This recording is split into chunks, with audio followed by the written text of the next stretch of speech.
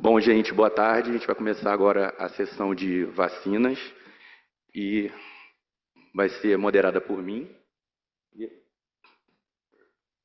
E por mim.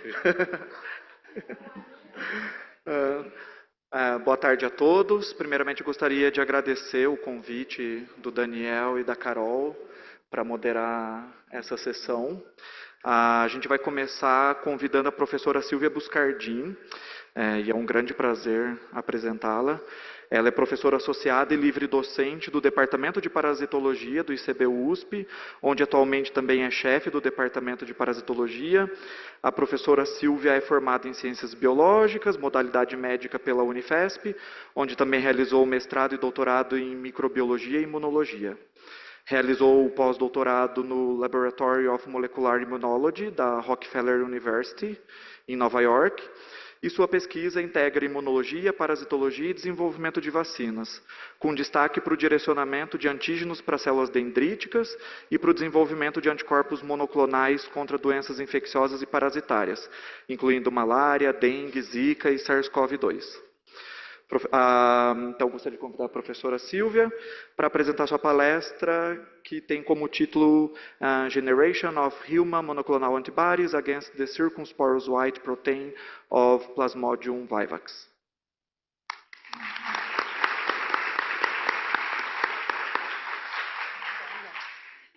Okay. Hello? Okay, good. So, good afternoon, everyone. Rodolfo, thank you so much for the kind introduction. I want to start, obviously, by thanking Carol and Danielle for the invitation. It's really, really a pleasure and an honor for me to be here. This is my first time presenting in a national malaria meeting, so it's very significant for me. So as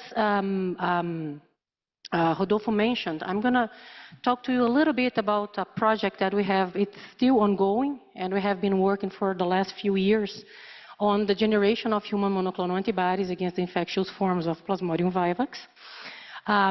As I am in a table that we will discuss vaccines especially, right? I decided to tell you that the development of monoclonal antibodies against infectious diseases can actually help the design of more effective vaccines, because I won't talk about vaccines at all, okay?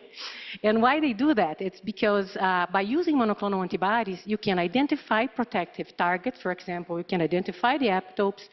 You can, for example, accelerate responses during the pandemics, because monoclonal antibodies are normally a little bit easier and faster to produce than vaccines.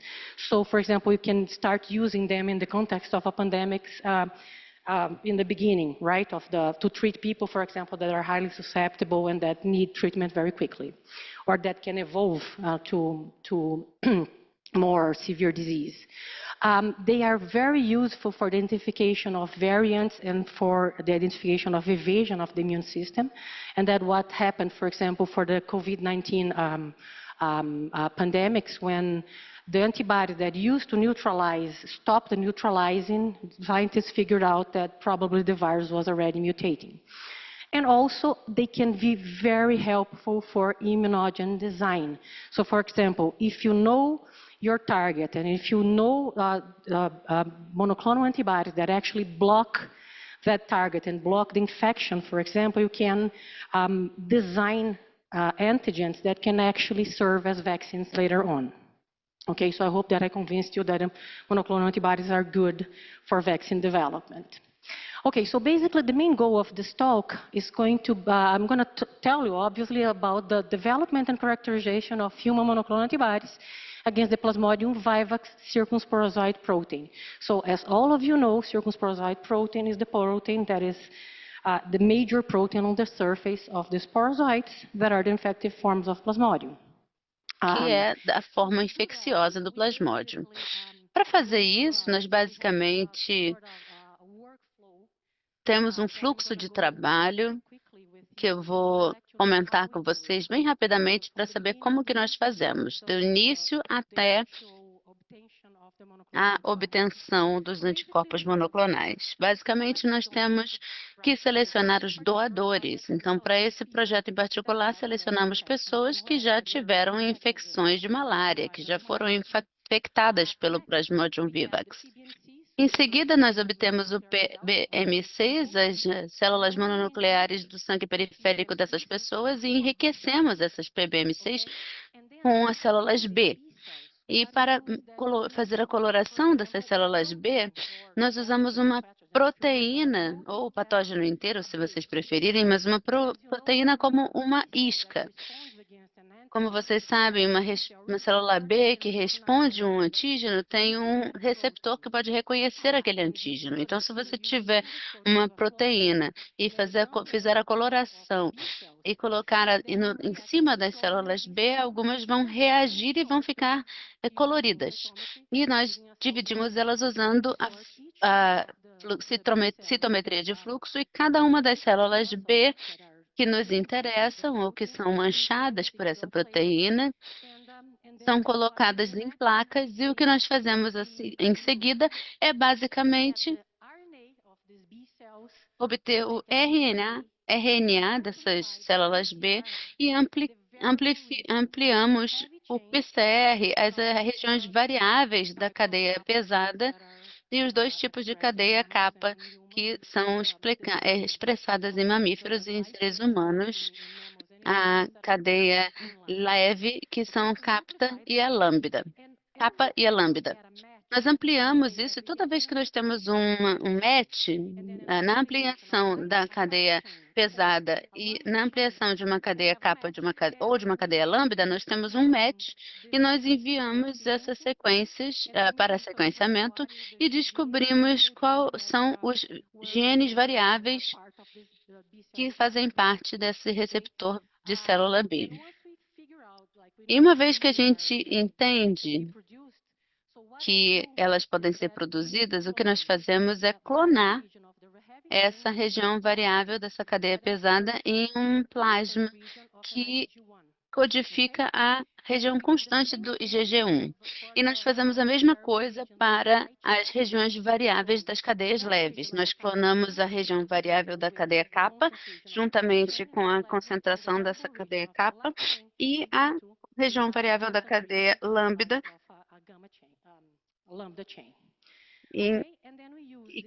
E depois utilizamos esse par de plasmas para poder produzir células que produzem os anticorpos, e depois pescamos esses anticorpos da supernatante das células e fazemos a caracterização deles in vitro ou in vidro usando modelos de camundongos.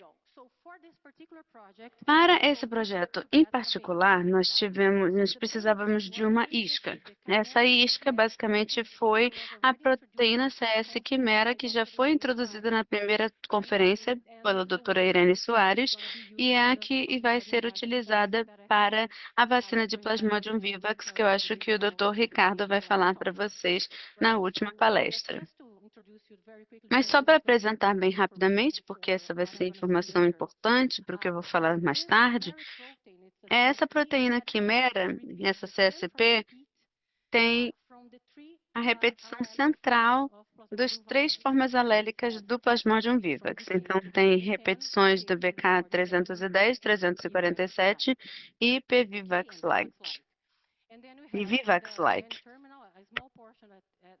No terminal, nós temos uma pequena porção que é conservada e todo o terminal C.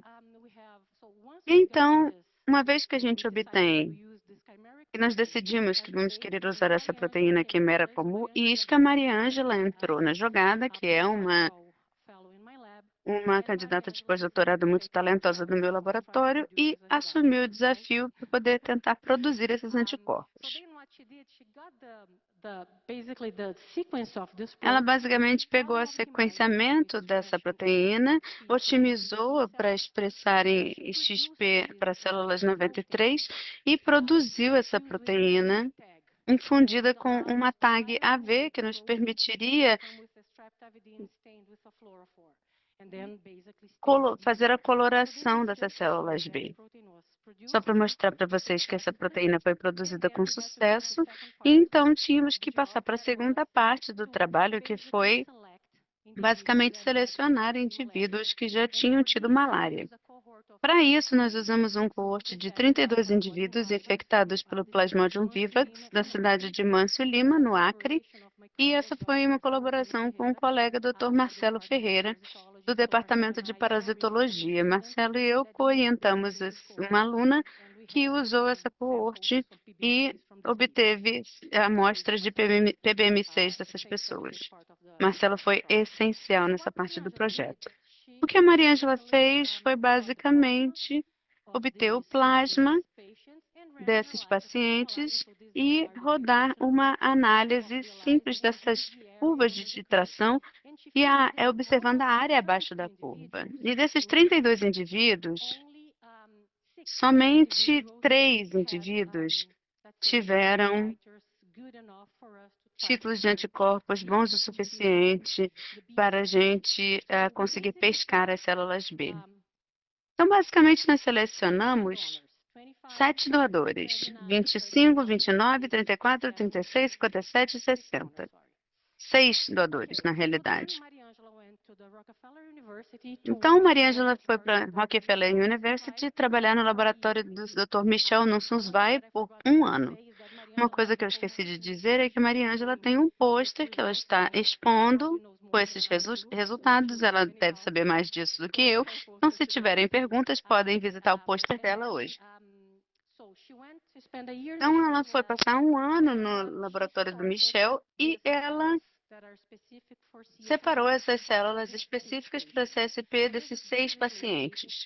Basicamente, essa foi a estratégia para vocês observarem. Geralmente, removemos outras células, fazemos o CD20 para obter células B e fazemos uma coloração dupla com CSP em 2 cores diferentes para poder melhorar a especificidade. Obrigada. E a Mariângela separou essas células e, no final, ela acabou com 80 sequências pareadas. Quando eu digo 80 sequências pareadas, eu quero dizer de cadeias pesadas e leves. Então, essas são as sequências por indivíduo que ela está plotando nesses gráficos de pizza aqui. Então, 12 sequências do indivíduo 25, 14 do indivíduo 29 e assim por diante. E nas fatias coloridas, nós podemos ver que ela está representando sequências que são clonalmente relacionadas, que provavelmente vieram da mesma célula B. É a vida, né? Nós somos muito variáveis, então basicamente temos indivíduos nos quais a gente não conseguiu bons matches, mas teve 3, por exemplo, que foram células únicas e indivíduos em que a gente obteve 71% das células B que nós temos especificamente para a CSP, que foram clonalmente relacionadas. Ela basicamente fez uma análise das regiões variáveis. As regiões variáveis para a cadeia pesados mais comuns era a VP33, para a capa 28 e para a lambda 10, que são regiões bastante comuns em indivíduos infectados por Plasmodium. Quando ela foi analisar, por exemplo, o número de mutações nessas regiões variáveis, porque elas são chamadas de variáveis porque variam muito, então tem muitas mutações.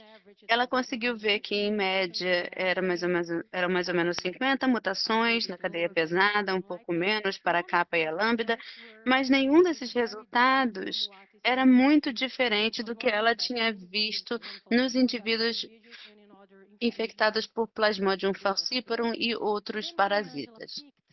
Aí a Mariângela pegou 39 anticorpos para produzir. Então, ela escolheu randomicamente 39 anticorpos, um representante de cada um que estava clonalmente relacionado, e produziu esses 39 anticorpos, e aí ela fez uma titulação de cada um desses anticorpos e contra a proteína quimera que a Irene tinha nos dado. Aqui a gente consegue ver essa área abaixo da curva, mesmo resultado que aqui, mas vocês podem ver como no formato de barras, e vocês podem ver que alguns anticorpos realmente se ligaram bem a essa proteína e alguns não. Mas aí a gente queria ver, enquanto gerávamos esses anticorpos contra essa proteína quimera, nós quisemos ver se nós conseguíamos descobrir quais anticorpos estavam estavam diretamente ligados a cada forma alélica. E para fazer isso, o que nós fizemos foi, nós voltamos para o laboratório e ela nos deu alguns construtos que ela tinha reproduzido no passado. Por exemplo, flagélicos, ligados ao VK210, 237 e o Vivax-like. Então, ela gerou essas 3 diferentes proteínas que só tinham repetições do VK10, 47 e Vivax-like.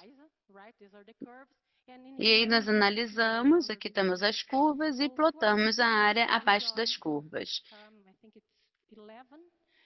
Nós conseguimos obter 11 anticorpos que se ligavam exclusivamente à variante VK210, 2 que exclusivamente se ligaram, não muito bem, mas se ligaram ao PV-like, e nenhum anticorpo se ligou exclusivamente a VK247. Mas ele se ligou, esse daqui, por exemplo, se ligou um pouco a 247, um pouco a PV-like, e esse aqui, por exemplo, se ligou às 3 formas alélicas. E aí nós tínhamos que realmente ver se esse anticorpo faria alguma coisa com o parasita. E entra no cenário Rogério Amino, do Instituto Pasteur, e a Maísa Araújo, da Fiocruz Rondônia, porque o Rogério tem muita expertise em biologia de esporozoítas e anticorpos. A descrição dos anticorpos que são citolíticos é essa esporozoíta, e Maísa é a pessoa que tem os parasitas. Então, a Maísa é a que pode produzir os esporozoítas de PVivax para a gente poder testar. E muito obrigada, aliás, por nos ajudar aqui, porque eu sei que você tem muitas outras coisas acontecendo. E a primeira coisa que eles fizeram, bom, a Mariângela e a Kênia, que naquela época eram graduandas no nosso laboratório e agora são alunos de PhD, elas foram para Porto Velho e o Rogério também, e decidiram produzir os anticorpos e testar primeiro a ligação e depois a capacidade citolítica desses anticorpos para matar o parasita ou de induzir a reação de precipitação do circunsporozoíta. E o Rogério usou citometria de fluxo com os parasitas que a Maísa conseguiu para a gente, com os parasitas com anticorpo, e usamos 37 graus a 45 minutos, e fizemos esse FIT-C anti-HIgG e obtivemos 7-AAD, que é um marcador de DNA da célula. E aí nós analisamos isso com citometria de fluxo, e o que demonstrou foi que aqui estão os anticorpos e aqui estão as porcentagens de esporozoíto de ligação ao esporozoíto específico.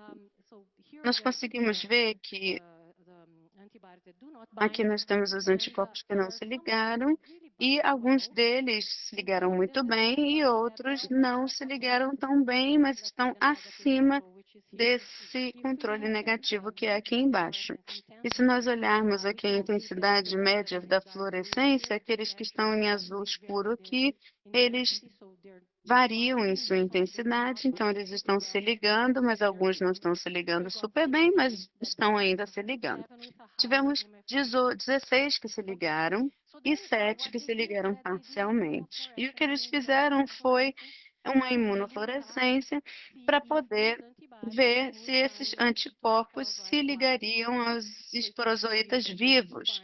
Então, aqui a gente consegue ver que eles se ligam sim aos esporozoítas em diferentes padrões. A gente ainda precisa repetir esse experimento para ver se esses são padrões que são reproduzíveis ou se foi só um problema com o ensaio. E nós descobrimos essa forte correlação entre os anticorpos que se ligaram ao esporozoíta do PVivax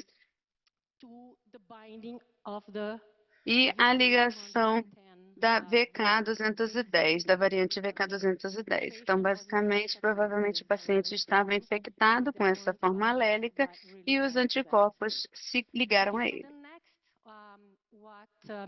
Então, em seguida, o que foi realizado? Uma reverificação para certificar que a ligação dos esporozoítos e a sua ligação acionavam essa reação de precipitação circunsporozoíta. Vimos que tinham alguns que não se ligavam tão bem, que também eram capazes de induzir a CSPR. Então, se ligam de certa forma, mas talvez não com uma afinidade tão alta. E aqui é só uma correlação dos anticorpos que, de fato, se ligam aos esporozoítos e que também são capazes de acionar a CSPR. Aqui são os bons e aqui aqueles que não se ligam tão bem, mas que acionam a CSPR. E para finalizar, ainda tem um minutinho.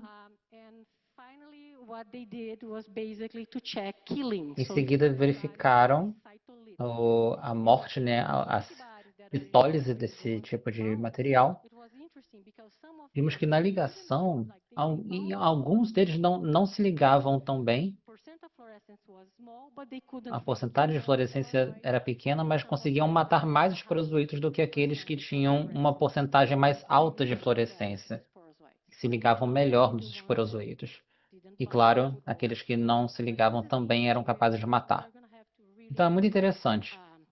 Teremos que realmente prestar atenção nesse fenômeno para nos certificarmos se há algum problema com esse ensaio ou se de fato revela uma verdade. E, finalmente, eu e Rogério mandamos os anticorpos para Paris, e Rogério, com a ajuda da Fiona Davis, uma aluna sua, tentaram utilizar esses anticorpos nos esporozoítos quiméricos que expressam o VK210 do Plasmodium vivax. Isso para nós é muito importante, porque queremos fazer o in vivo, para verificarmos se é possível bloquear a infecção. Para nossa boa surpresa, todos os anticorpos foram capazes de matar o Plasmodium vivax, e todos eles que também mataram o vivax também conseguiram matar o quimérico. Então, a conclusão é que podemos gerar 39 anticorpos monoclonais contra PV-CSP, 11 eram específicos para a VK210 e 3 para a variante Vivax-like, enquanto que nenhum demonstrou especificidade exclusiva ao VK247. 12 se ligaram ao PV-SPZ, induzindo a CSPR e matando o parasito. Houve uma correlação entre o reconhecimento do esporozoíto, assim como a morte dos parasitos. E o fenômeno foi similarmente observado com o PVivax e o PB também. E os próximos passos, a realização de experimentos de proteção em vivo utilizando PB-PV. Precisaremos mapear mais precisamente a ligação desses anticorpos monoclonais e queremos tentar melhorar a afinidade monoclonal através de mutagênese, para verificarmos se conseguimos anticorpos melhores. Então, para concluir, quero agradecer a Mariângela, Silvia, Kênia, Marcelo Bano Ferreira, Natália Soares Ferreira, Márcio, todos os alunos que agora estão no laboratório, Michel e a equipe dele no Rockefeller, Irene Tatiane Rodrigues de Oliveira na Faculdade de Ciência Farmacêutica, Rogério Amino e Fiona Davis no Instituto Pasteur, e Maísa da Silva hoje na Jaraquira Cora dos Santos, na Fiocruz Rondônia, e para esse projeto especificamente, FAPESP, CNPq e a Universidade de São Paulo. Muito obrigado.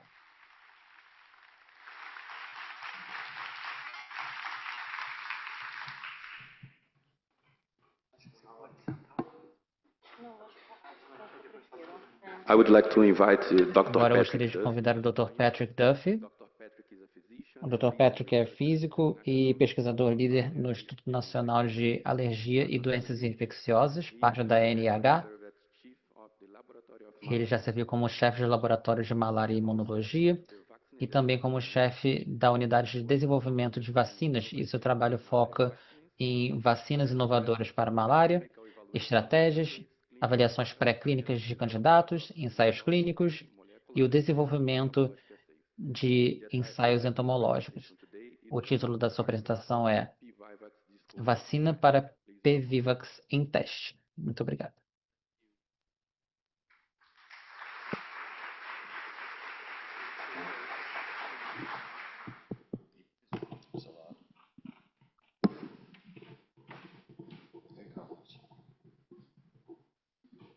Thank you, Daniel and Carol. I'm not sure Muito where you're obrigado, Daniel, Carol. Amazing venue, amazing meeting. It's really been awesome. You guys Tem sido um encontro incrível. Parabéns.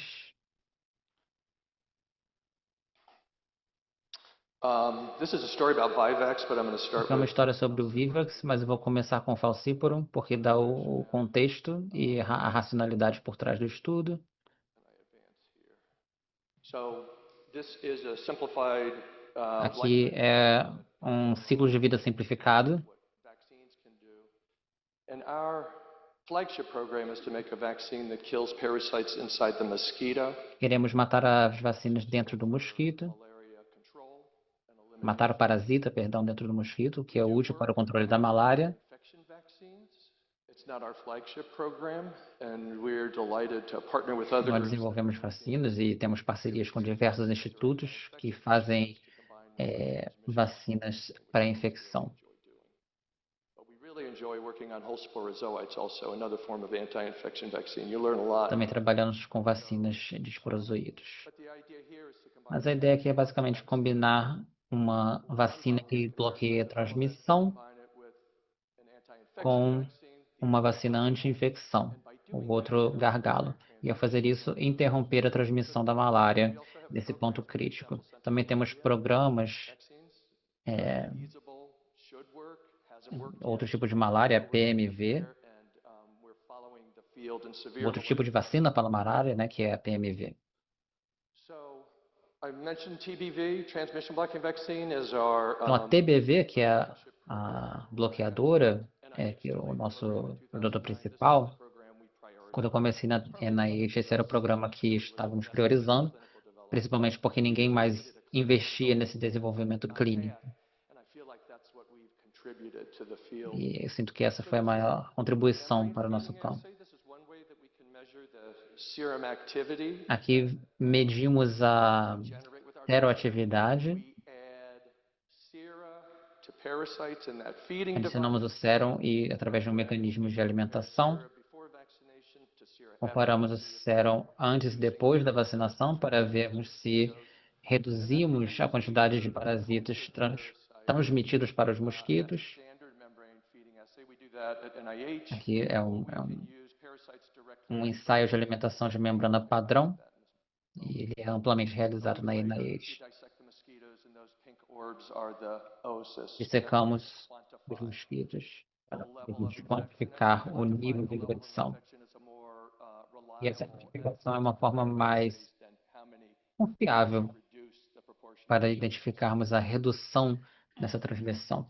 Então,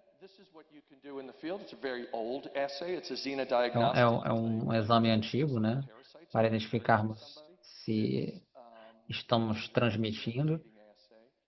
É o exame de alimentação direto na pele. Temos 2 copos aqui. Nesse participante, cada copo tem 30 mosquitos. Eles se alimentam por 15 minutos na sua pele. E a cada 2 semanas, essa pessoa vem, a gente não verifica a gota espessa. Frequentemente, nas comunidades, já conseguimos identificar se alguém transmite. Novamente, dissecamos. Assim, podemos comparar pacientes vacinados a grupos controle, grupos comparativos. Apesar de existir há muito tempo, o diferente em Mali é que trabalhamos no sentido de dar escala para esse estudo, para chegar em desfechos de ensaios de eficácia. Então, o Mali consegue fazer a alimentação direta em 400 pessoas por semana, que exige 43 mil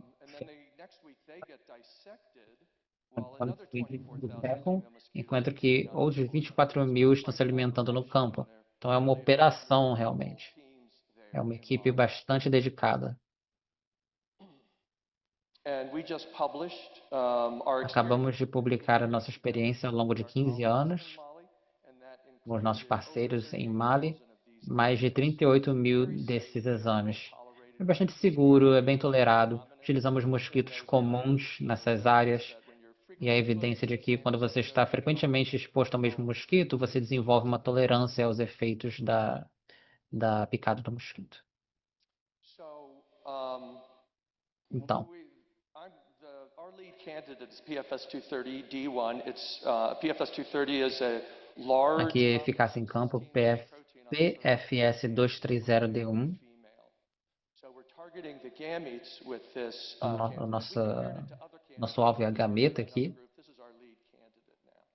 Aqui é o nosso principal candidato. Para realizar esse tipo de estudo, utilizamos esse exame de alimentação por membrana para verificar a seroatividade. Em 2015, iniciamos esse tipo de análise. E aí fomos para Mali, experimentamos outros adjuvantes. E quando fomos para Mali, nós passamos para esse outro exame para medirmos a eficácia. É um desfecho de eficácia que você pode utilizar para prever um benefício clínico numa comunidade. Então, um dos ensaios importantes que resulta disso é o GS1, que eu demonstro aqui é o ponto final dos mosquitos infectados. Aqui na esquerda é o grupo comparado e na direita é o grupo PFS 230D1. Cada coluna é um mês, quantos mosquitos infectados foram produzidos através dessa alimentação. São 200 crianças nessa esquerda que geraram em torno de 100 mosquitos infectados no primeiro mês da primeira estação e em seguida a segunda estação. Você vê um efeito profundo da vacina no campo. Ela tem uma eficácia então comprovada para reduzir a eficácia dos mosquitos. Agora, a intensidade da infecção, que é também um fator de previsão importante para determinar a transmissão do mosquito para um outro animal, uma pessoa, isso é determinado pela intensidade dessa cor vermelha.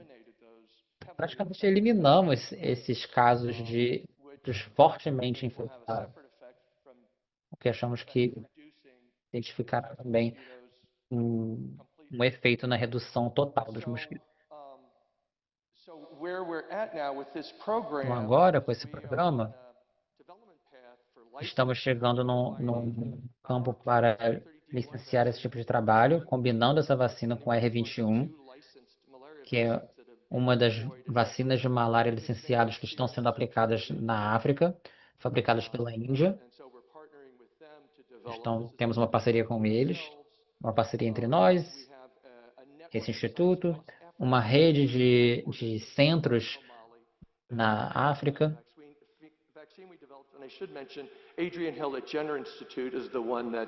O Adrian Helen Institute, que também desenvolveu a vacina R21 e a licenciou. E por que criar uma vacina assim? Aqui são os resultados do modelo matemático que nos diz o que deveríamos esperar. Aqui é o Joe Challenger, nosso parceiro também. Incidentes de malária nessa região de Mali, onde realizamos nossos estudos.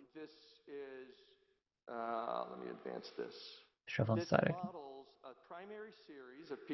É uma série primária de PFS 230D1, no ponto de tempo 0, no início do ano seguinte, sem uma segunda dose, e depois vemos se o benefício permanece. Então, é só uma única dose de reforço. Não haveria necessidade para mais doses. E continuam tendo as medidas de controle, que seriam basicamente os mosquiteiros. Vemos que a pessoa em média teria 5 episódios. No R21 é a roxa, adicionando o PFS é a linha amarela. Isso tem como base a fase 2 e os dados de fase 1 adultos. E os combinando, vemos que no final do segundo ano você reduziu os incidentes acumulados de malária clínica nessas comunidades em torno de 80%. A malária, pelos números, você vê que é muito intensa. Em média, a pessoa tem 5 casos de malária, dependendo da parasitemia. Mas a VIMT-PVIVAX é necessária para o controle e eliminação do PVVAX. E aí que começou a história do Vivax. E depois que vimos bons resultados nos animais com o PFS 230, nos comprometemos com o desenvolvimento de um PVS. Isso teve início em 2015. Recebemos recursos para fabricação em 2018. Sofremos atrasos com o Covid. E não podíamos mais utilizar o centro clínico.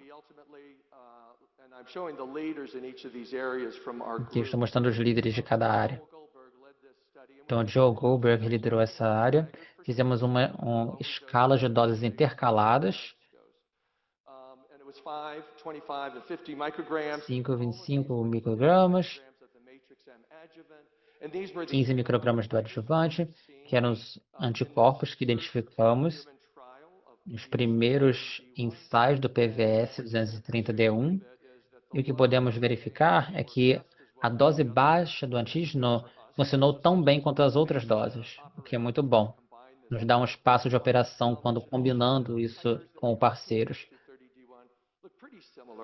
E os resultados do PVS são bastante similares. Então, isso nos dá confiança. Agora, como medimos essa atividade? Podemos cultivar o falciparum no laboratório, mas para o Vivax isso não é possível. Isso nos levou para outro caminho. Era basicamente o caminho de desenvolver uma fonte de parasitas PVivax para utilização nos estudos. Começamos uma parceria com James McCarthy, que agora está em Melbourne, é um incrível colega. Ele treinou bastante na NIH. Ele organizou um modelo de PVivax, então, a partir de um isolado da Índia. Ele conseguiu fazer esse modelo e demonstrou que era possível também transmitir com esses parasitas. E o John Woodford, ele um jovem cientista muito talentoso que trabalhou com James, fez estudos em parceria com o James. E o nosso líder clínico do primeiro estudo, que era só para estabelecermos um banco celular, David Cook. Fizemos a inoculação de espécimes. Nos deram 5 frascos. Infelizmente, os 2 não foram tão úteis. Coletamos sangue e tivemos a aprovação da FDA para um desses bancos para inocularmos em outras pessoas. Então, a FDA aprovou e isso nos permitiu avançarmos para estabelecermos nosso próprio banco. E essa é a parasitemia que identificamos. O dia 0 é o dia da inoculação. Temos um aumento do estudo em azul, parasitas por ml. E para o PV-S25 seria uma cópia por microlitro. Dá para ver o padrão. Geralmente as pessoas ficam bastante doentes quando chegam no tratamento, mas elas precisam ir nessa distância porque quando fazemos o estudo de alimentação, elas transmitem uniformemente no dia 11. Aqui são dados do primeiro estudo. Agora já chegamos a 14 pessoas. Outra coisa que foi um pouco inesperada é o ensaio de alimentação direta é mais sensível para detectar a transmissão do que o de alimentação por membrana. É uma razão importante para utilizá-lo para os seus desfechos de eficácia. Essa plataforma, para controlar essa transmissão, gera gametócitos que podem ser utilizados em estudos. Esse foi o ímpeto inicial. Mas também tem outros benefícios. Foi o primeiro que eu mencionei. Que é a atividade funcional. É uma redução da atividade e nos níveis de parasitas, e o grau através do qual você reduz a infecção nos mosquitos para verificar esse bloqueio. Então, estávamos gerando uma atividade funcional muito boa nas pessoas que recebiam a vacina e era bastante similar em doses intermediárias e altas. Temos uma parceria com a Maísa também, na Fiocruz, que tem feito ensaios paralelos e ela está completando ainda o set de dados, mas sabemos que a dose baixa já foi concluída e apresentou dados bastante similares.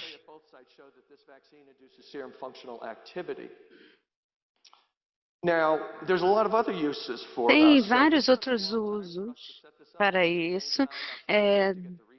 James e eu demoramos uns 10 anos para conseguir esses recursos, mas tudo aconteceu de uma vez só. Nós começamos primeiramente a concentrar os gametócitos para tentar melhorar, para tentar provar a infecção, e quando você concentra esses gametócitos, você tem surpreendentemente mais parasitas na sua amostra e mais mosquitos infectados e mosquitos infectados mais pesadamente. Agora estamos rodando um programa que está desenvolvendo os procedimentos CGMP com voluntários, colocando os mosquitos nesse cenário, fazendo a fabricação de CGMP, que as pessoas no mundo todo poderiam usar. Nós temos a Sanária, que é esse novo equipamento que nós estamos usando. Só estamos otimistas. E, como eu falei, os gametócitos enriquecidos, eles geram mosquitos infectados de maneira pesada para a nossa pesquisa. Também usamos as porozoítas para infectar macacos, perdão. E aqui eu vou mostrar os dados de Cimeri boliviensis e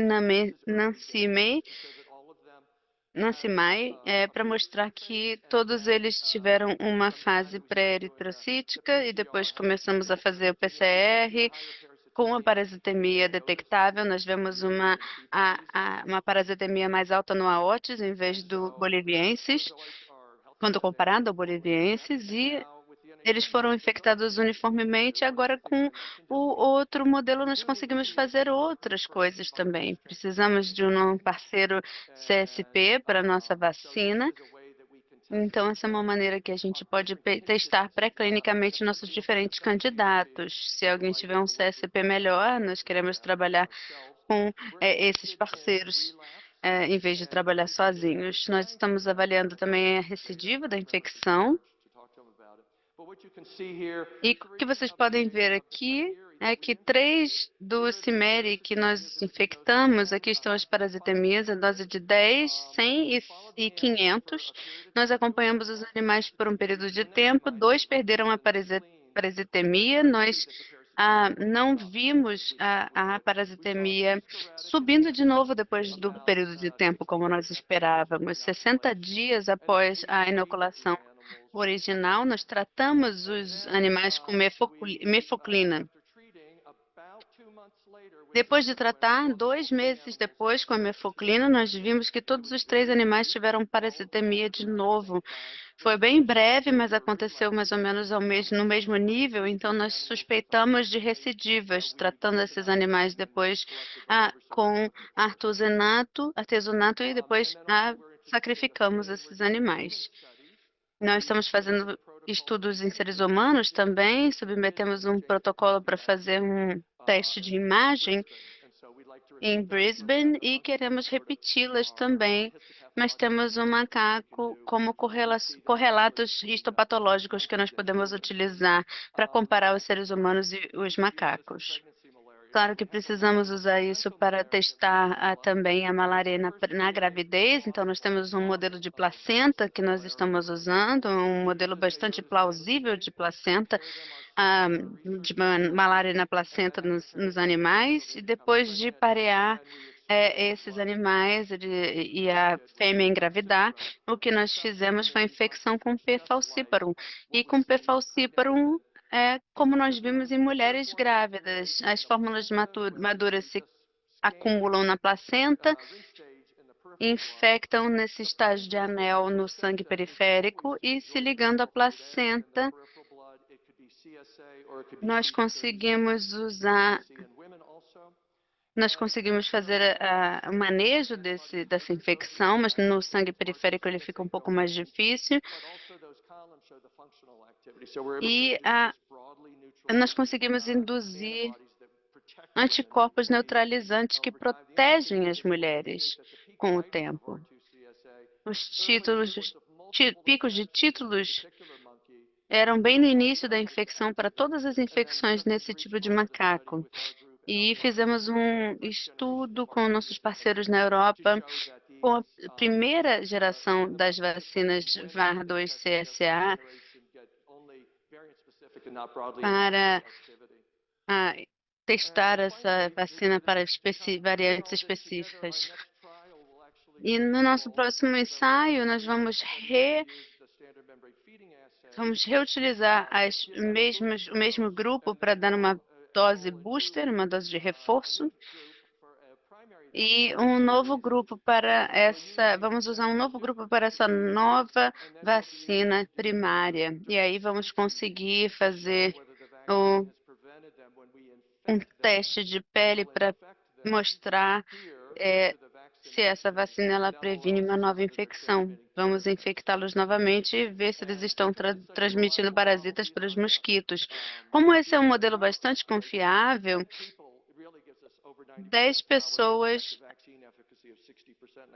com 10 pessoas nós conseguimos obter um índice de sucesso dessa vacina de até 65%.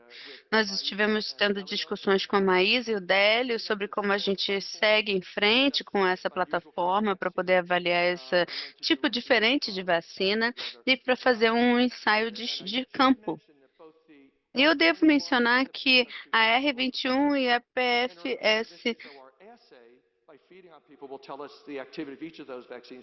vão ser avaliadas em relação à redução de transmissão dentro da comunidade. Como eu falei, nós tivemos vários projetos que a plataforma apoia, que nós podemos utilizar imediatamente para os nossos estudos.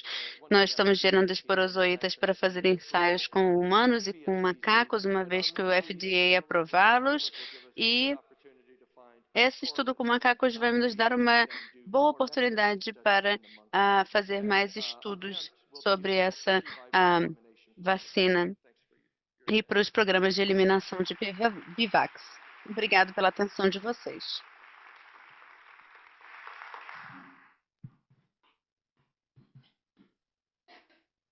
Thank you for your wonderful presentation. Obrigado pela sua apresentação maravilhosa. Doutora Luzia Carvalho.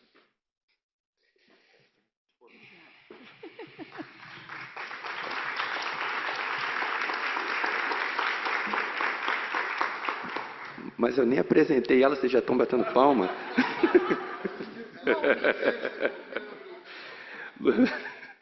Luzia é pesquisadora titular da Fiocruz Minas, já foi vice-diretora de pesquisa e inovação também da Fiocruz Minas. Ela é farmacêutica formada pela UFMG, fez mestrado e doutorado também na UFMG em parasitologia, realizou um pós-doutorado com o professor Fidel Zavala em Nova York e atualmente ela coordena o grupo de Biologia Molecular e Imunologia da Malária. Suas pesquisas se concentram na malária humana, resposta imune, inflamação e também na relação parasita-hospedeiro. Obrigado, Luzia. Obrigada, Josué.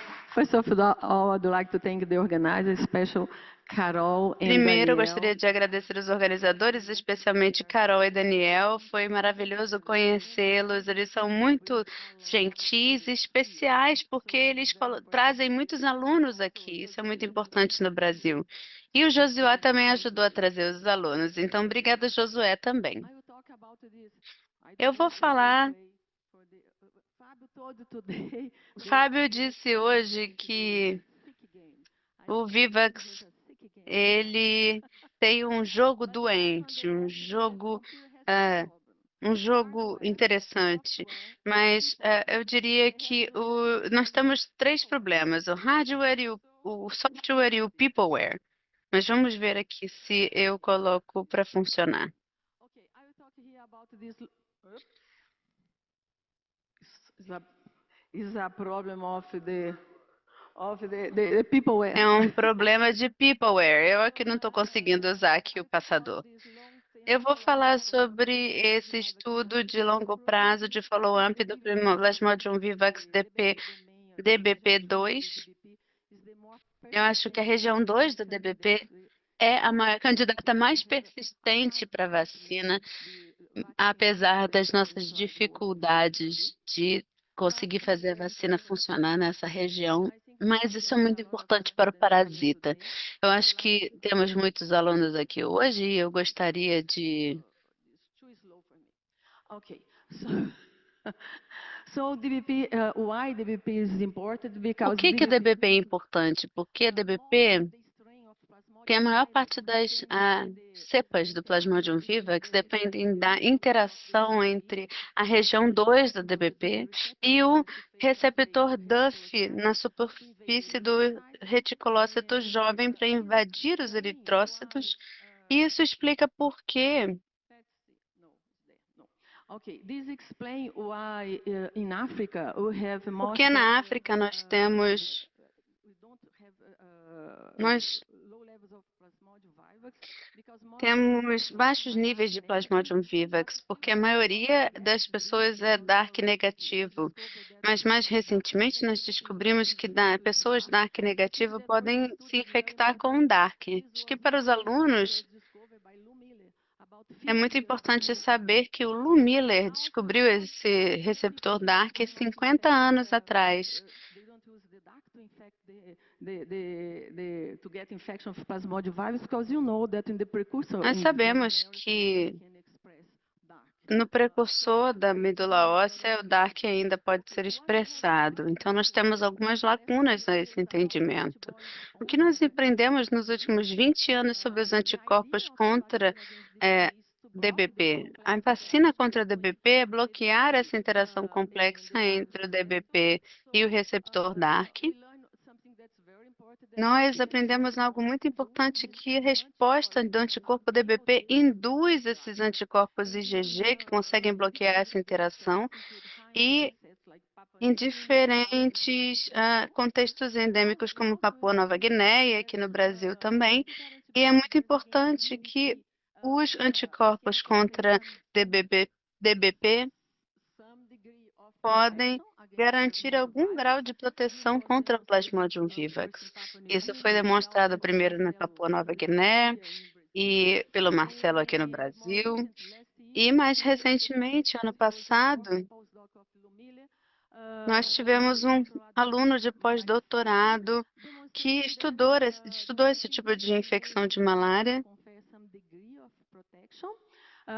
e conseguimos demonstrar um certo grau de proteção.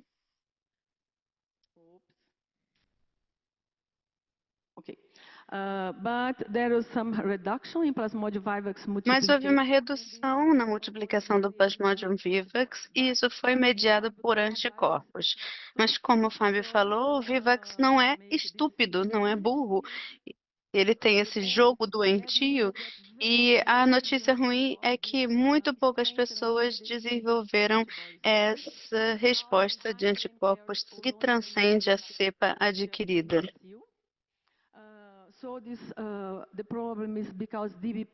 O problema é porque DBP é específico, é cepa específico. E eu acho que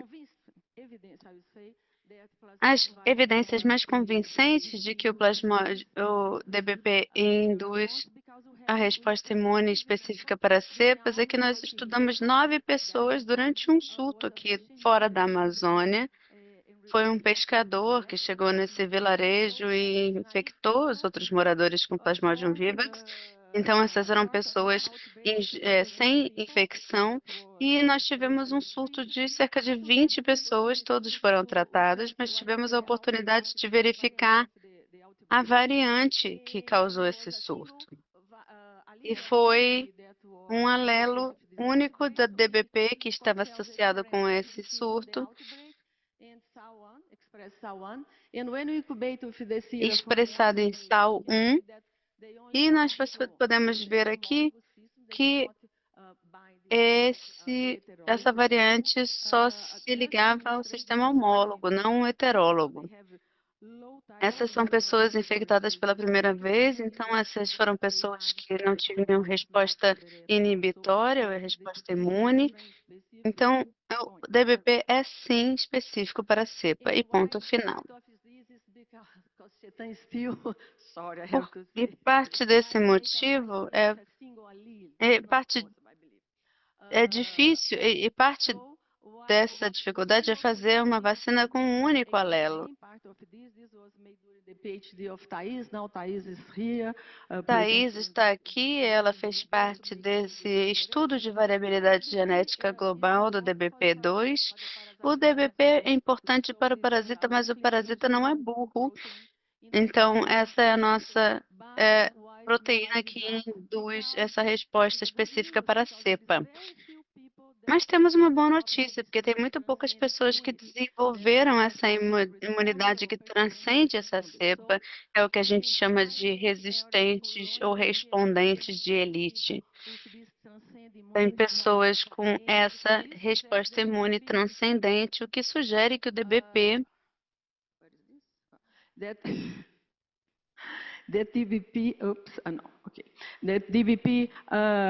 sugere que o DBP apresenta alguns epítopos imunogênicos que podem ser alvos para essa resposta inibitória dos anticorpos.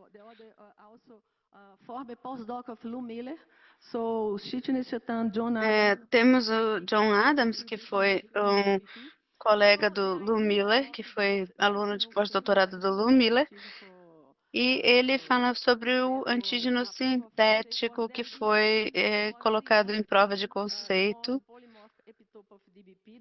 para mostrar o polimorfismo do epítopo da célula B variante.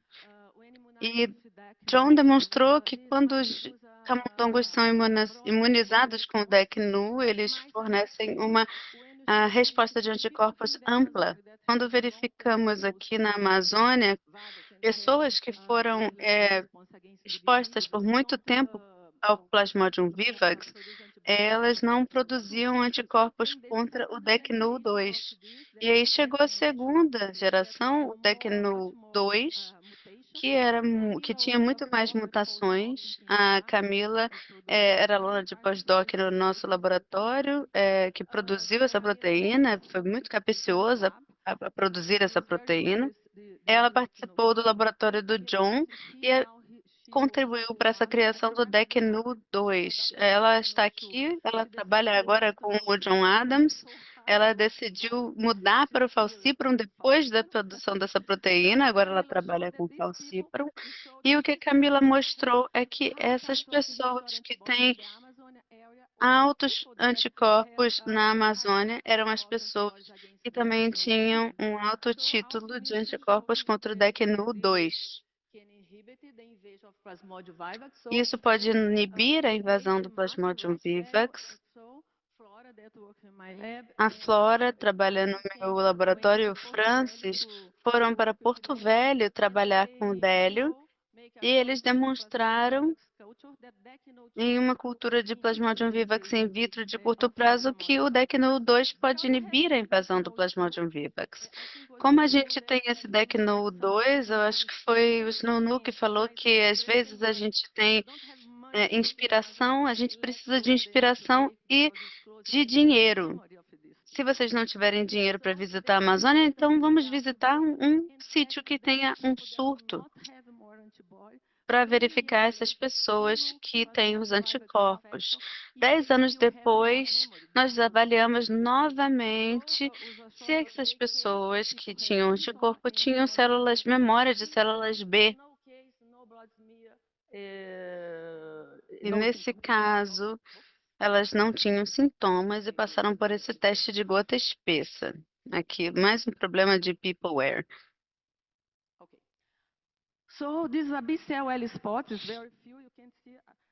Aqui vocês conseguem ver o L-spot de célula B, células secretadas por bilhão. Essas pessoas aqui tinham algum tipo de memória. É diferente das pessoas que não foram expostas. São pessoas que passaram para se mudaram para essa área de surto depois da transmissão. Expressões diferenciais. Esperamos algo diferente aqui. A diferença entre os casos e não casos. Aqui está relacionado à imunorresposta. Parece que há uma diferença, mas tem sido muito difícil analisar essas células, porque a infecção tem muitos anos. Precisamos de parâmetros apropriados. Agora estamos colaborando com o Scott, da Penn State University. A ideia agora é isolar essas células e, para isso, estamos tentando utilizar esse sistema de unidades de formação celular. O Scott tem produzido esse tipo de antígeno.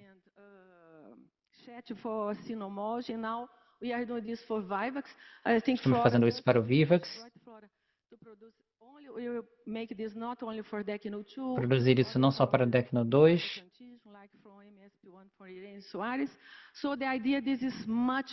Então a ideia realmente é que seja muito mais viva nessa essa diferenciação entre as cores. Então, enfim. Seguindo para a área endêmica, estamos fazendo esse acompanhamento de uma pequena comunidade a umas 2 horas de Manaus, em torno de 500 pessoas, o Rio Pardo. Tem um córrego aqui, o córrego do Rio Pardo. São as pessoas que moram no entorno do Igarapé e também pessoas que moram nesse entorno aqui. Inclui pessoas que têm essa resposta imunológica. Quanto mais próxima do Igarapé, mais vemos essa transmissão. Só para ilustrar também que há diferentes estudos analisando isso no Brasil. Aqui são pessoas nativas da área amazônica. Isso pode ser confirmado pela sua ancestralidade. Vemos aqui Ameríndia, África. 40% seria Ameríndia, a ancestralidade da pessoa. Aqui são os genótipos Duff. Temos o alelo A em predominância. Quando aumentamos a proporção da ameríndia, aumentamos o alelo A. E o alelo B também, que está mais relacionado ao europeu. E também vimos que o Marcelo demonstrou que o alelo A ele está mais associado a uma proteção clínica. E o alelo B mais suscetível, a uma maior suscetibilidade. Na classe 2 vemos uma diferenciação. Então, transformamos isso numa colaboração com o Douglas Pires, na Universidade de Melbourne. Eles nos ajudaram a identificar diferentes crescimentos em peptídeos. Identificamos alguns grupos de alelos que podem explicar boas respostas de anticorpos. E não apenas bons e ruins, mas pessoas com respostas mais inibidoras e grupos de alelos mais associados a uma resposta mais persistente. Então, não vou entrar em muitos detalhes aqui, mas isso faz uma grande diferença. Precisamos analisar que, de repente, uma boa resposta a esse tipo de infecção representa também uma boa reação a outros tipos de infecções. Ok. Então, a ideia do nosso coorte, que começou em 2008, foi exatamente Perdão? Is go up in different period of times, went in periods of high Em alguns períodos aumentou, em outros diminuiu. Aqui ficamos 2 anos sem transmissão. Às vezes não entra o recurso, né, para fazermos a análise. E nos últimos 4 anos, claro, no Covid precisamos parar o trabalho de campo, mas ao longo dos últimos 4 anos não vimos nenhum caso. Os pacientes aqui não têm parasitas circulando em seu sistema mais, através de diferentes protocolos de PCR. Esse coorte longo nos permitiu classificar esses indivíduos como respondente persistente, respondente simples, enfim, não respondente, e que as pessoas que têm anticorpos inibidores contra diferentes cepas. E só para ilustrar, aqui para dentro das pessoas, vemos um PCR negativo persistente em muitos casos. Na década 2, vemos uma persistência da resposta dos anticorpos em diferentes alelos.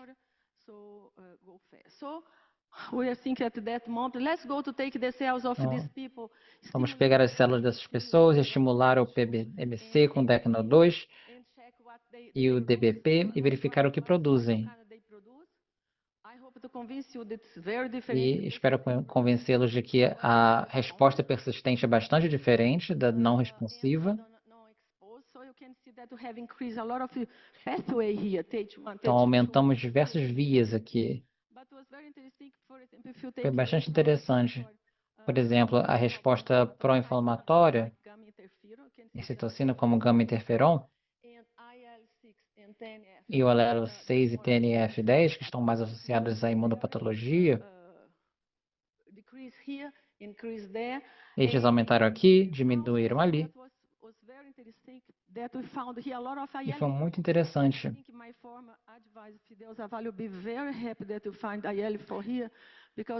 Nossos orientadores ficaram muito felizes com essa informação, porque há muitos anos atrás demonstramos que o alelo 4 era essencial para fazer essa correlação entre o TH1 e o TH2. E por trás de tudo que já sabíamos sobre o alelo 4,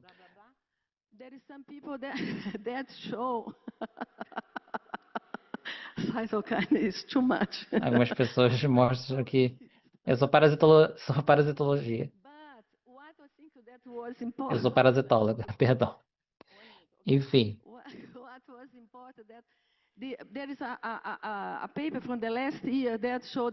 Um artigo do ano passado demonstrou que o alelo 4 parece ser essencial para manter as células da memória 4.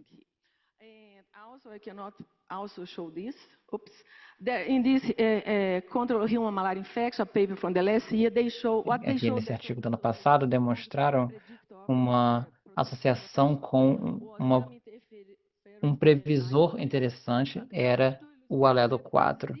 Só para ilustrar que é bem diferente do que vemos no sintomático.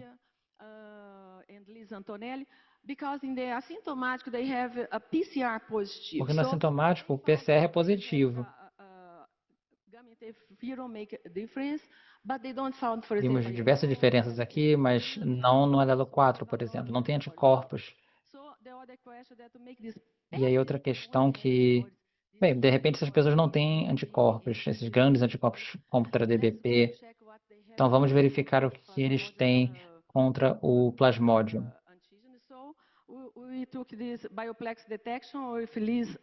Pegamos essa detecção com a Liz e o Greg, um painel de em torno de 16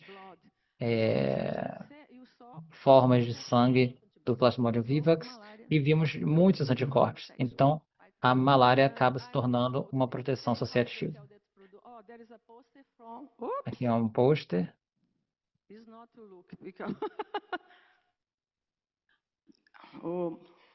Okay. A poster from something that more detail about this. Maria Fernanda make this, so Greg. A Maria Fernanda produziu esse gráfico. É para a gente começar a entender as subpopulações envolvidas nessa mudança da imunologia ao longo dos últimos anos. Vários subgrupos, várias mudanças heterogêneas. E a Maria Fernanda apresentou isso. Vimos várias subpopulações identificadas, diferentes células T foliculares. Vemos que elas dão formato à resposta imunológica.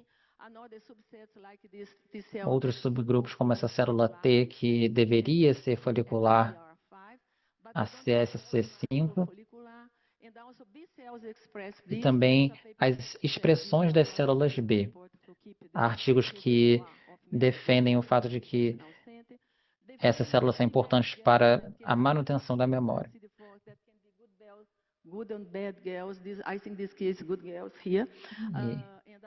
E aqui pode ser bom também. Há um artigo recente do Chutong Thailand que viu que em convalescência acharam células B que produzem anticorpos inibidores que podem inibir o PBP. Mas a maior parte disso foi específico ao alelo. Então, muito ocorrendo aqui. Não sei para essa geração, mas talvez seja possível, né? Fazer esse estímulo na medula óssea. Se vemos essa parasitemia em diferentes locais. Eu acho que tem algo ali. Então, queria agradecer aqui a nossa equipe. This is Brazil time for election. I will ask you vote for Decano 2, but not anymore, because John and I... Estão falando que estão na época de eleições, né? Temos ótimas ferramentas que precisamos eleger também. Então, é uma ferramenta excelente para entender a imunorresposta. A secondary erythrocyte bind protein, that's EBP2. Peço para votarem na EBP2. Aí pelo menos eu posso convencer algumas pessoas de que essa é a melhor. Eu acredito firmemente nisso.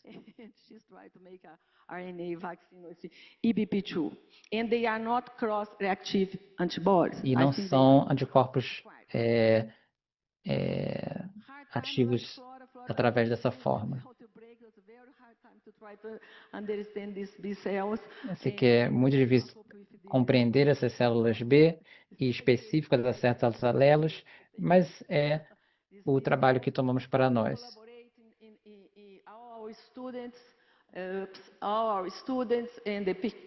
Nossos alunos, nossos estudantes no campo, muito obrigada. Muitos motivos para ir para Belo, inclusive esse novo estágio.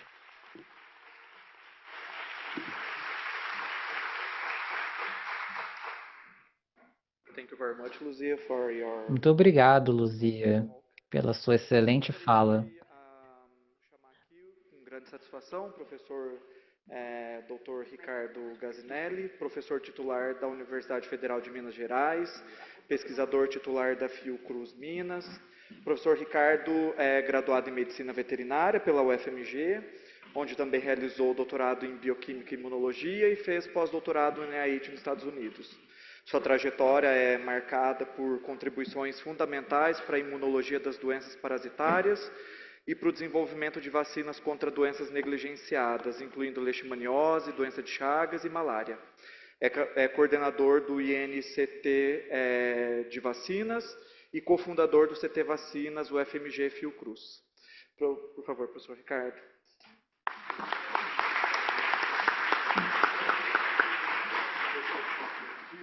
Está meio arriscado. Opa.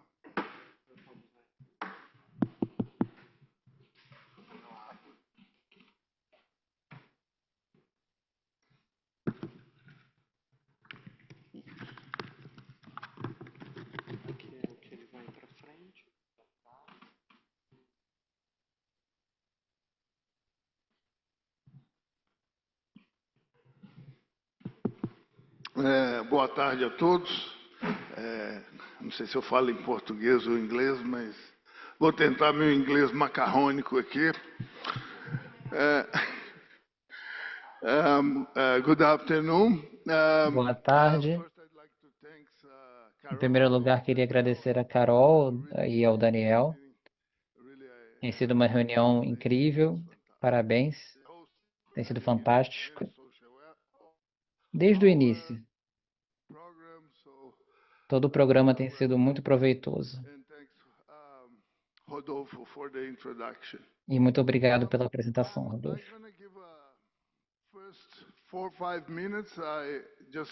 Nos primeiros 4 a 5 minutos, eu vou apenas contextualizar o Centro Nacional de Vacinas,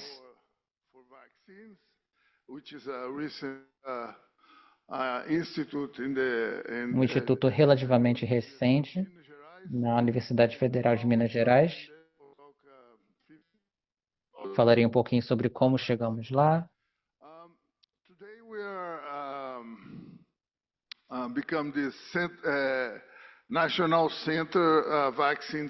Hoje somos o Centro Nacional de Vacinas, que começou como um centro tecnológico para vacinas da UFMG.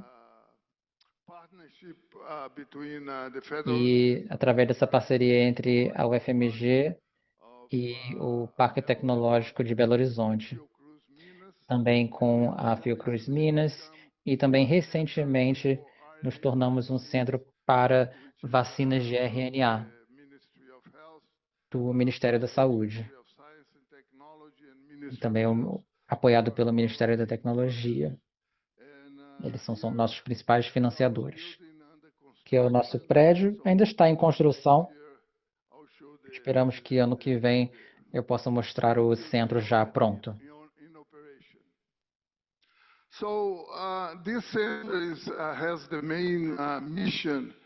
A missão principal desse centro é tentar criar essa ponte entre os estudos realizados na universidade e a comercialização, a indústria. É um pouco diferente do Butantan, do Biomanguinhos, cujo foco principal é a produção de vacinas para o Ministério da Saúde e para os programas nacionais de imunização. A nossa ideia é basicamente levar provas de conceito presentes nas universidades para o desenvolvimento de protótipos e vacinas que podem chegar na fase de comercialização. Temos muito orgulho desse trabalho. Grande parte do nosso financiamento foi concedido durante a pandemia, especialmente durante um governo que era bastante anti-vacina. Então, acho que o nosso trabalho foi bastante convincente. Enfim, recebemos o financiamento para desenvolver uma vacina para o Covid-19. Todo mundo trabalhava com o Spike e a gente quis fazer algo diferente. E não temos como competir com a Pfizer, a Moderna e tudo mais. Então decidimos trabalhar com uma vacina com base em células T. Não era o foco de ninguém na época. No início era bem polêmico, mas depois que as variantes começaram a emergir, a ideia acabou se tornando mais atrativa. Utilizamos parte do spike e a proteína de nucleocápside,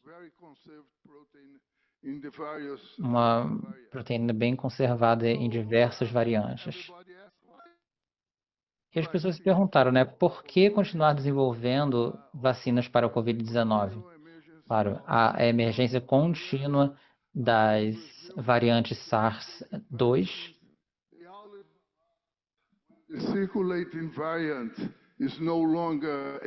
As variantes em circulação no Brasil são novas.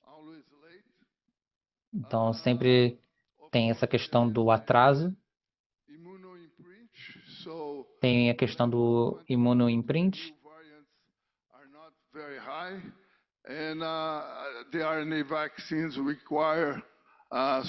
E novas vacinas exigem uma distribuição diferenciada, porque podem chegar em diversas regiões do Brasil, onde ainda há uma demanda para vacinas de Covid. E todo esse trabalho exige financiamento. Então, algumas das ideias que, passadas pelas vacinas atuais, elas neutralizam anticorpos, o declínio de anticorpos em torno de 3 meses. E há essa ideia de que as células T sejam o braço mais importante para prevenir não a infecção, mas a doença mais severa.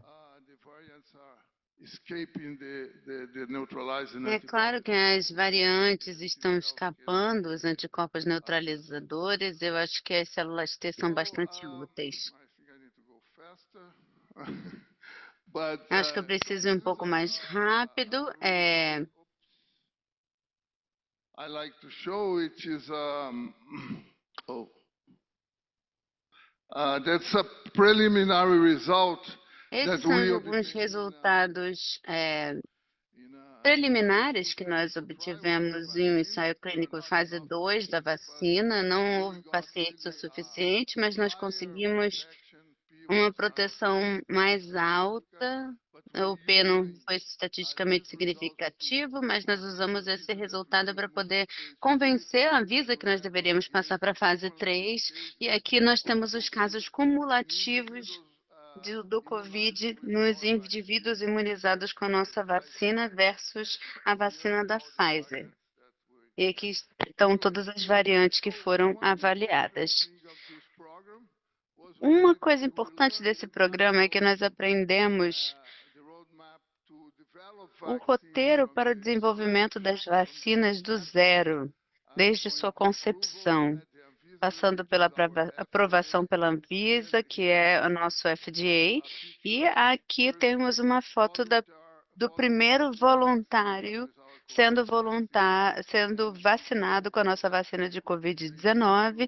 Concluímos agora o estudo fase 1 e 2 e agora estamos aplicando isso para outras vacinas, incluindo a vacina de malária, que é a segunda mais avançada.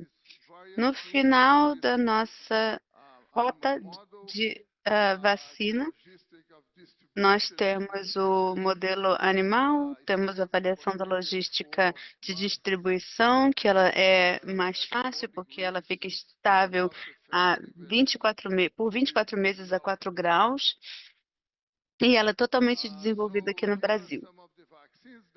Aqui temos algumas vacinas nas quais estamos trabalhando, muitas delas são para doenças negligenciadas e muitas são de proteína. Agora nós temos um grupo que está trabalhando também nas vacinas de ácido nucleico. E aqui temos o estágio de desenvolvimento e, como vocês podem ver, a de malária é a próxima que eu acho que nós vamos conseguir começar a fazer o estudo clínico fase 1 esse ano. Vocês já viram a palestra da Irene e nós estamos alegando que vamos começar a testar uma vacina universal para o Plasmodium vivax, a malária de Plasmodium vivax.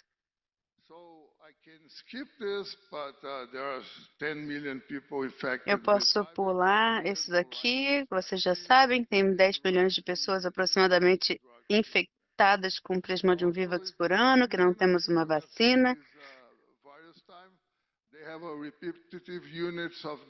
Nós temos 3 unidades,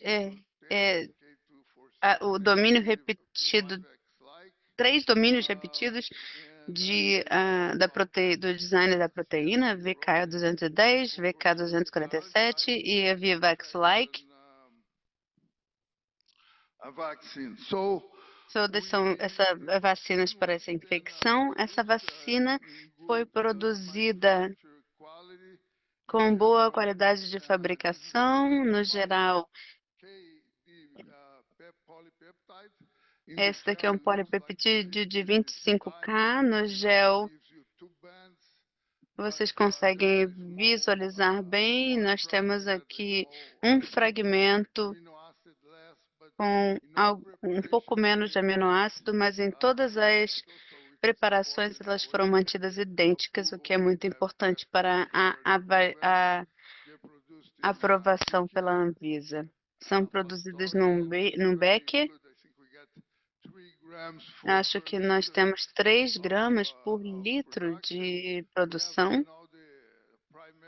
Fizemos todo o sequenciamento primário, e ele se encaixa bem com a sequência plásmica como esperado, e fizemos toda a caracterização da estrutura secundária e terciária, é bastante estável, até mesmo quando você aquece a temperaturas muito altas, o que normalmente pode fazer com que as estruturas terciárias e secundárias não fiquem preservadas, mas nesse caso são preservadas.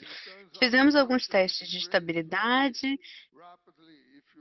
A proteína degrada muito rapidamente se você deixa ela na solução, então nós decidimos utilizar uma proteína liofilizada e usar como adjuvante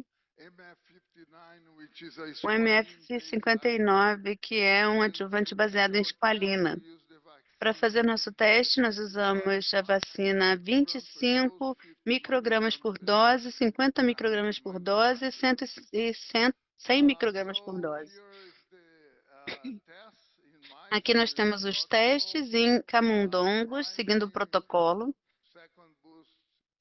Primeira dose, segunda dose de reforço. Perdão, dose principal, primeira dose de reforço, segunda dose de reforço. Basicamente, tem níveis bastante similares de anticorpos, usando diferentes doses. E para a proteína e níveis mais altos de IgG1 quando comparado a IgG2C. Nós temos bons níveis de anticorpos para todas as 3 variantes, 210, 247 e Vivax-like.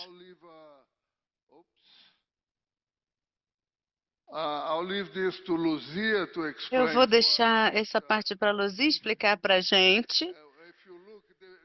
Mas se você olhar, a principal conclusão, eu não consigo fazer aquelas conclusões todas sobre célula B, célula T, mas nós concluímos que essa vacina induz uma resposta que é mais enviesada. Nós vemos aqui, Luzia, isso daqui é o IL-5, IL-4, IL-10, tem algum interferon, mas não é tão alto. E isso se combina aquela ideia de que você tem altos níveis de IgG1 em camundongos. Esse é um experimento para proteção que nós fizemos com o Rogério Amino no Instituto Pasteur. Aqui nós temos as 3 doses e aqui nós temos o nível de proteção em camundongos não infectados. Eles foram 100% protegidos com 50 microgramas, 85% com 100 microgramas e cerca de 75% com 25 microgramas. Aqui eu tenho aqui a gente tem o log de parasitemia, aqui não temos parasitemia, aqui nós temos em 2 camundongos, em 1 camundongo, e essa daqui é a porcentagem de parasitemia em outro gráfico. E o que eu ouvi do Rogério é que não é muito comum para essas vacinas serem testadas e ter 100% de proteção. Esse é um parasita no roedor, que é expressado no antígeno da cepa 210, que é a mais comumente distribuída. Nós também fizemos todos os testes de segurança e toxicidade, onde nós fazemos diferentes amostras em diferentes dias e também um grupo de recuperação. E nós olhamos a resposta do anticorpo. Aqui nós usamos camundongos B6 e nós tivemos uma boa resposta de anticorpos.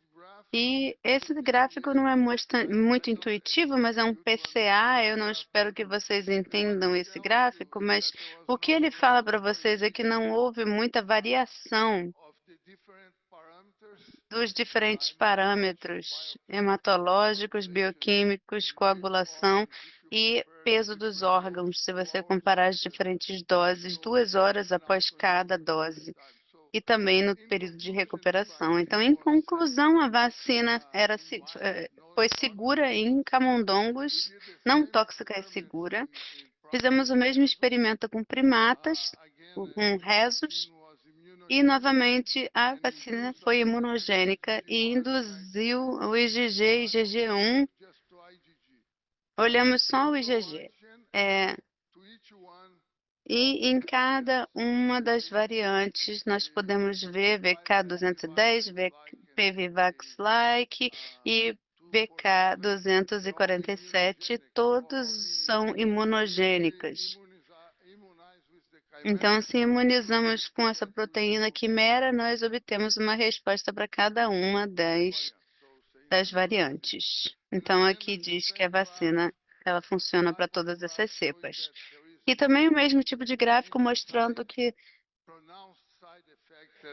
não há nenhum efeito colateral pronunciado fora dos limites aceitáveis para parâmetros hematológicos, coagulação e parâmetros bioquímicos. Aqui nós fizemos esse teste usando a dose mais alta, que é de 100 microgramas por dose. Finalmente, nós fizemos esse estudo de estabilidade final, avaliando essas 3 doses, 25, 50 e 100. E agora vamos esperar 24 meses. Precisamos de avaliações físico-química, microbiológica e biológica. Fizemos esse teste de estabilidade, a temperatura baixa, a temperatura alta, enfim, não houve nenhuma mudança grande se você mantiver o liofilizado e o adjuvante a 4 graus por 2 anos, que nós achamos que é uma boa duração para a vacina ficar armazenada em áreas que não têm muito acesso. Aqui foi um experimento feito recentemente pela Maísa, mostrando esse soro dos camundongos imunizados com a quimera e os primatas. Aqui os esporozoitas estão iluminados, eles são reconhecidos e agora estamos fazendo o teste com ela e com o Rogério para mostrar a atividade citotóxica. E também as atividades de bloqueio de invasão em Porto Velho. Em conclusão, essa é uma vacina bastante estável, nós temos um alto grau de pureza e ela é muito segura. Agora nós estamos projetando o ensaio clínico, eu vou passar bem rapidamente aqui por ele. Nós vamos testar 3 doses em 16 pacientes. E o principal foco vai ser a segurança, mas também vamos observar a imunogenicidade. Aqui está nossa linha do tempo, então nós esperamos fazer a fase 1 em 2026, esse ano. Fase 1B, fase 1B2 e a 2 vai ser feita em Porto Velho no ano que vem, talvez em outro local da Amazônia também. Vai demorar 2 anos, em 2027 e 2028, e se tudo der certo, passamos então para a fase 3 em 2029, que irá durar 4 anos. Esse daqui é o anúncio inicial para começar a recrutar voluntários para o ensaio fase 1. Esse é o grupo da CT Vacinas, que hoje funciona no Parque Tecnológico. Nós não passamos ainda para o novo prédio. Aqui está o nosso comitê científico com o pessoal que gere esse instituto, e essas são as pessoas que contribuíram muito para esse projeto da vacina de malária. É claro que eu preciso ajudar muito, agradecer muito, dar muito crédito à Irene, que começou todo esse processo, e seu grupo. Rogério Amino, que foi um grande colaborador nos últimos anos para a gente testar a bioatividade da vacina. Maísa Idélio, em Porto Velho, com seus experimentos e ajudando a desenhar o protocolo clínico. Santuza e o Elton, da CT Vacinas, que coordenaram muitos dos estudos de controle de qualidade dos ensaios clínicos, e a Ana Clara e a Ana Luísa, que contribuíram bastante para liderar esse projeto na CT Vacinas. As nossas principais agências de fomento, FAPESP, eu não me permito pedir dinheiro para a FAPESP, mas a NCT Vacina, a FINEP e o Ministério de Ciência e Tecnologia e o Ministério da Saúde. Muito obrigado pela atenção.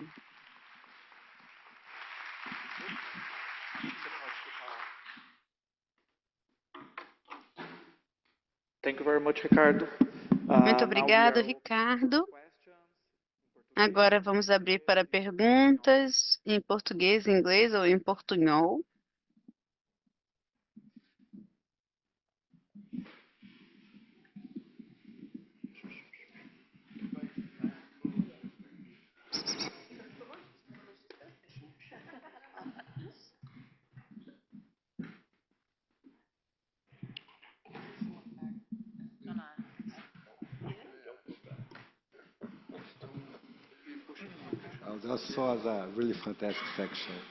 Eu achei essa sessão fantástica. Silvia, eu tenho 2 perguntas para você. É difícil ouvir. É, porque as caixas de som ficam viradas para a plateia. A primeira é, quando exatamente você coletou as células B dos pacientes? E a segunda pergunta foi, você mostrou dados muito interessantes com a parte de ligação baixa, mas quelante alto. Por que você acha que isso acontece?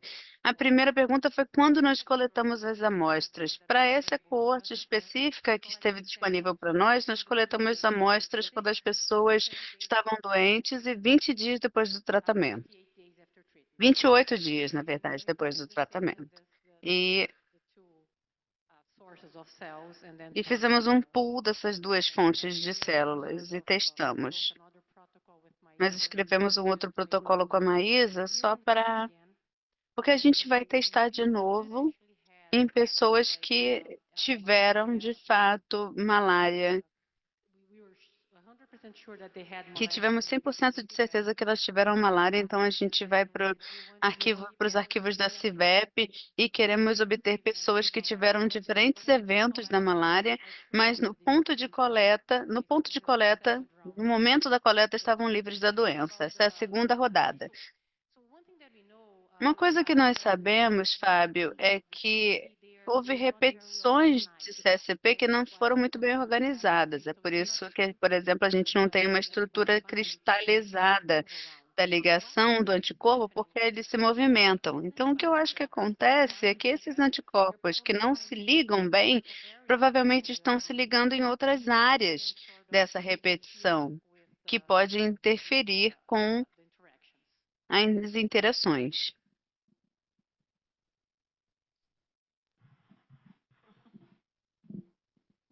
Okay, if nobody will ask, may I ask?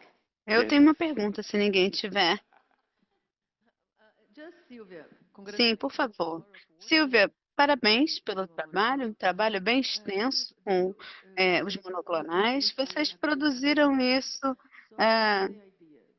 para avaliar a malária, para a infecção de malária vivax, mas vocês estão pensando em produzir esses anticorpos para pessoas que têm algum certo tipo de imunidade para a malária aqui no Brasil? Microphone, please. Microfone, por favor. Ela não está conseguindo ouvir. Ela pode traduzir para mim em português o que é que ela perguntou.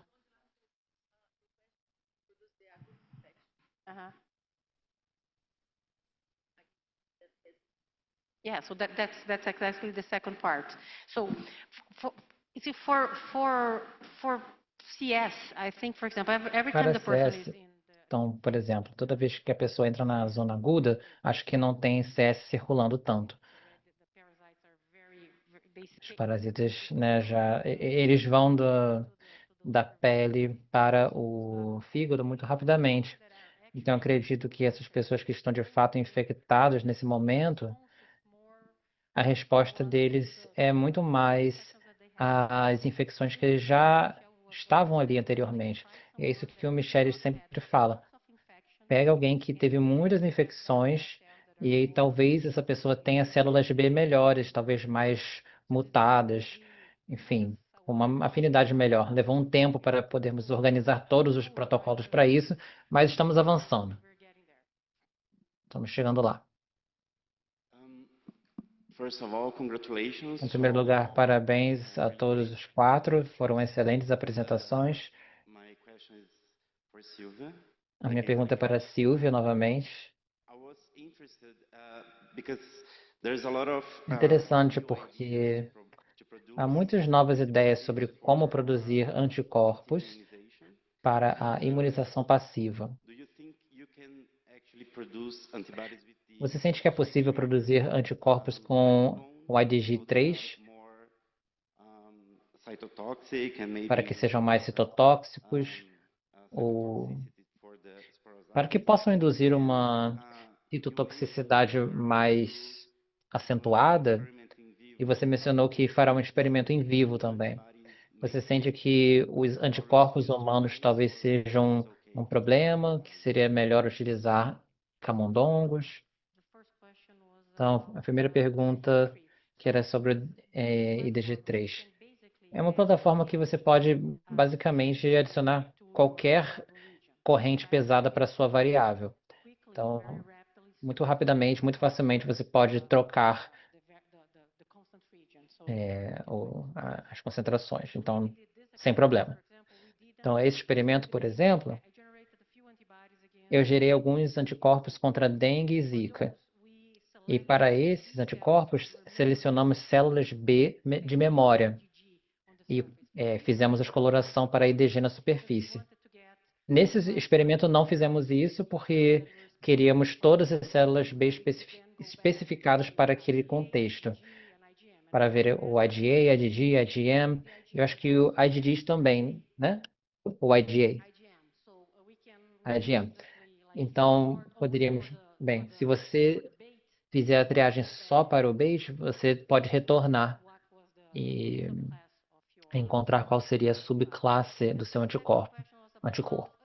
E sobre o camundongo.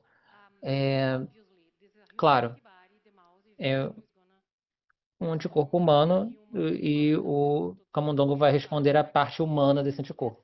Mas, nesses ensaios, isso será muito rápido. Vamos injetar o anticorpo, dar, né, o desafio, esperar 6 dias para ver se o parasita escapa. Então, acho que não haverá tempo suficiente para o desenvolvimento de uma resposta. Mas seria, né, uma preocupação se fizéssemos imunização passiva num camundongo, mas para humanos funcionaria. I have a question for Professor Ricardo. Uma pergunta para o professor Ricardo. You got better survival for Eu acho que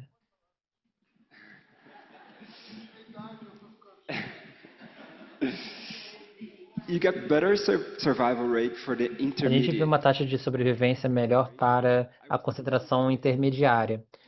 E eu pensei que poderia ser devido a uma resposta inflamatória muito acentuada dentro da concentração de antígenos, mas você também tem um controle de parasitemia melhor para essa concentração ou não?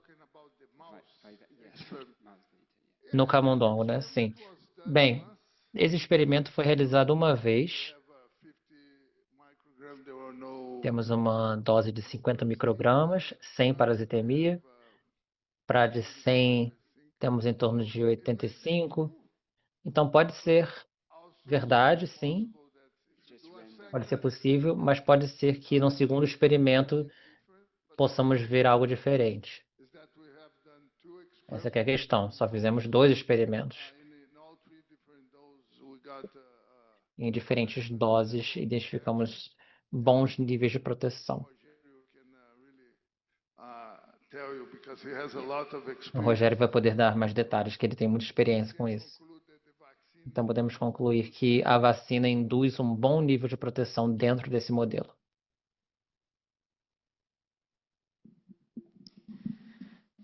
Hi, thank you. Very Olá. interesting. So the first question I have Obrigada. Então, a minha primeira pergunta é para os envolvidos na vacina do Vivas, que tem os 3 componentes.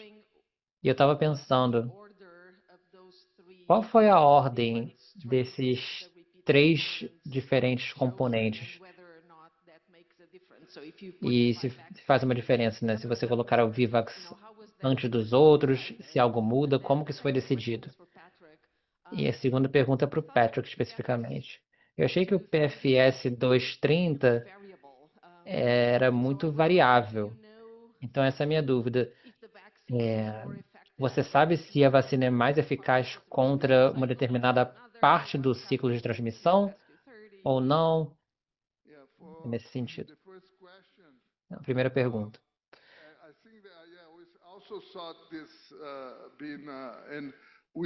Também identificamos isso. Nos nossos resultados, a última sessão normalmente dá uma resposta melhor, que é a variante mais dominante, a 210K. Mas não sabemos se essa mudança é devida a isso ou a algum outro elemento, se está melhor posicionado. E tem uma parte bem pequena também que é conservada nas 3 variantes. O peptídeo que entra no final, aquele é igual em todos. E é um epítopo bastante importante, que é compartilhado por todas as variantes. Mas eu concordo. Temos que testar isso. Sobre o PFS 230, ele tem polimorfismos, sim.